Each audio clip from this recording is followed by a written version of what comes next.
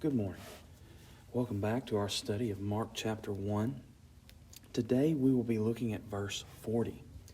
It reads, "And a leper came to him, imploring him, and kneeling said to him, 'If you will, you can make me clean.'"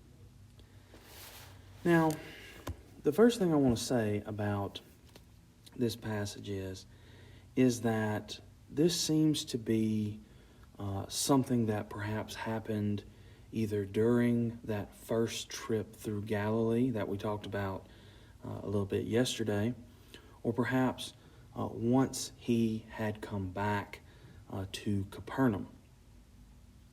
Regardless, we are told that a leper comes to him. Leprosy is a terrible disease. It always has been.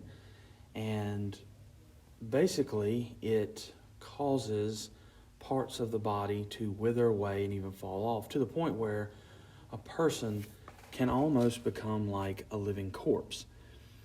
This being the case, I am convinced that this is one of the reasons why leprosy is considered something that is unclean. This is going to become important here in just a minute. You see, uncleanness does not have to do with hygiene, but about ritual purity. That is, something that is unclean is not fit to enter into the presence of God. And according to Moses, something can be unclean for a variety of different reasons.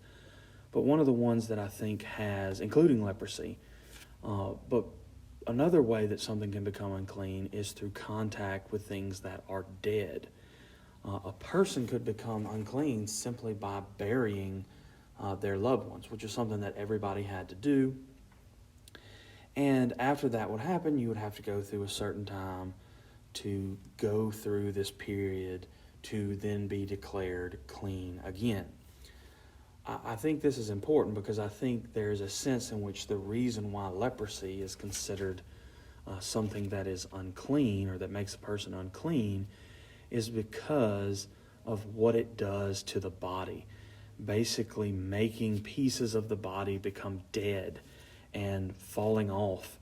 And this, I think, is part of the reason why it is grouped with the diseases that make a person unclean. Now, during Jesus' day, a person was supposed to leave their community once they had leprosy. They had to live outside of town. And typically, the understanding is that if someone had leprosy, they would let others know before they got close to them by crying out, "Unclean, unclean," to warn them. But notice, that is not what this person does. He comes to Jesus and kneels before Jesus, asking him, "If you will, you can make me clean." Now, the "if you will" part is interesting, and I'll talk about that in just a second. But the thing that I want to bring out here is the fact that he doesn't ask to be healed. He asks to be made clean. Now, because he has leprosy, some may argue that that's basically one and the same, but I think it is significant here that he asks for the cleansing. What this man understands is that more than anything, he needs to be made ritually pure in order to be able to go back into his community and to be able to participate in the normal everyday life as well as the worship of God's people. And for that to happen, he has to be made clean. Being healed is part of that, but again, he's talking about it in the context of being clean. And what I think is interesting about this is that I believe here we have yet another one of the things that was a characteristic of Jesus' ministry. And that is Jesus made people ritually clean. He cleansed people.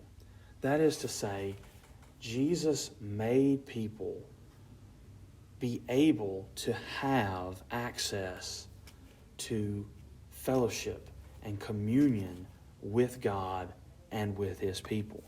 We'll see how He does this over the next couple of days, but this, I think, is important, and this is why I think this is not just another example of Jesus healing somebody.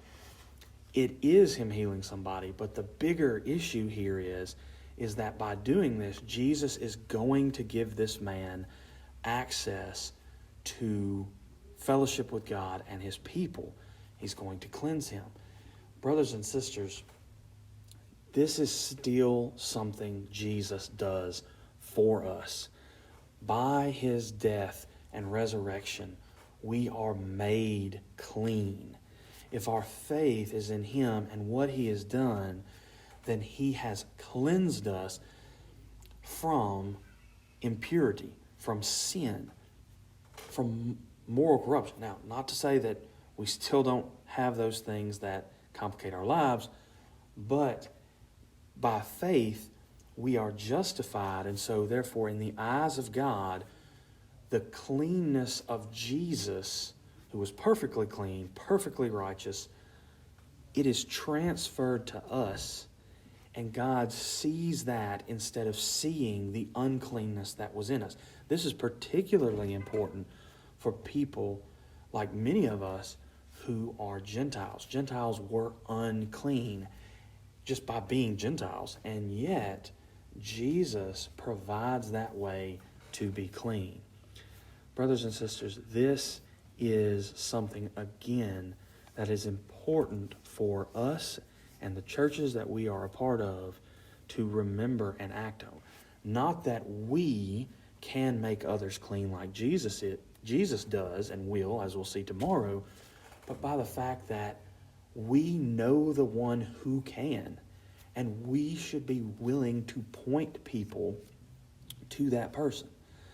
Not all people come to a point where they recognize their sin and they recognize their uncleanness and their just absolute miserable, lost state.